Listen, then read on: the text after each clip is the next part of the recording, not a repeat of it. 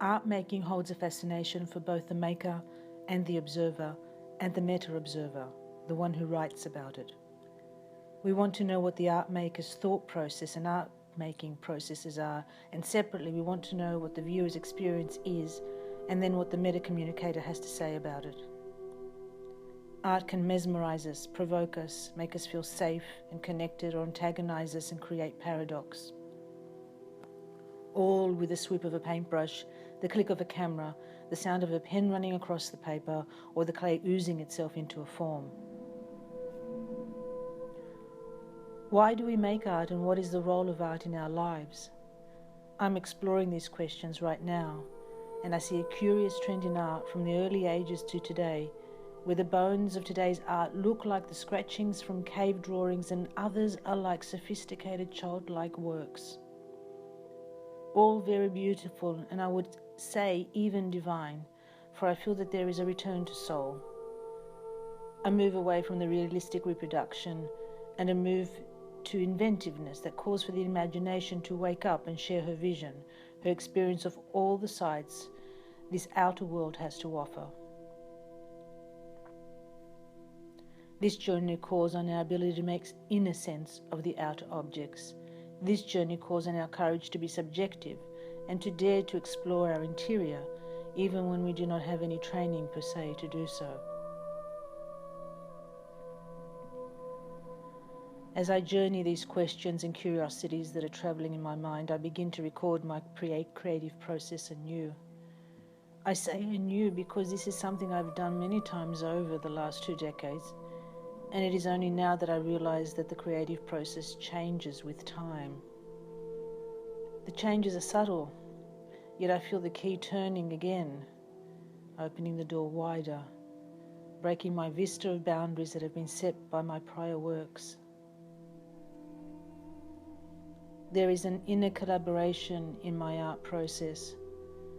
The collaboration in my art is the engagement of my hand, of my eye, and of my mind. The hand follows the rhythm of my heart. The eye follows the vision of my interior. And the mind critiques the hell out of both. I'm writing this and laughing at the same time because it's one thing to know this and it's quite another to write the words down and to see them facing me straight in the eyes and almost daring me. Yeah, what are you going to do about that now? My response is to smile because each of these elements play a vital role in my art making. I honor my hand when I allow her to pursue the inequalities that I'm sensing from my heart being the voice of my body's knowing.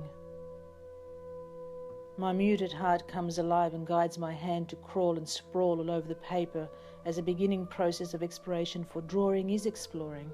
I'm exploring space, nothingness, nothingness, emptiness, the darkness where everything, everyone comes from, awaiting the light. When the light arrives, it slices through the darkness and lands somewhere. It must land somewhere, and it does. The light finally collides into a form, one I haven't seen before. The mind comes in and tries to appreciate the work and instead makes some silly naff comment like, "It looks like a goat. Are you making a goat?" I continue to work.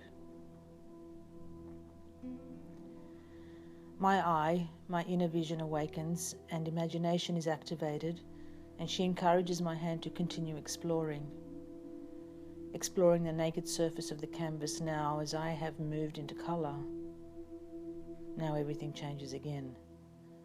The light broke into the darkness and now the light split into color. I'm getting excited. This is dangerous ground for me because this is typically where the mind steps in and says, "Okay, you've got it. I'll take over and finish this for you now. I thought it was a goat, but I can fix this for you."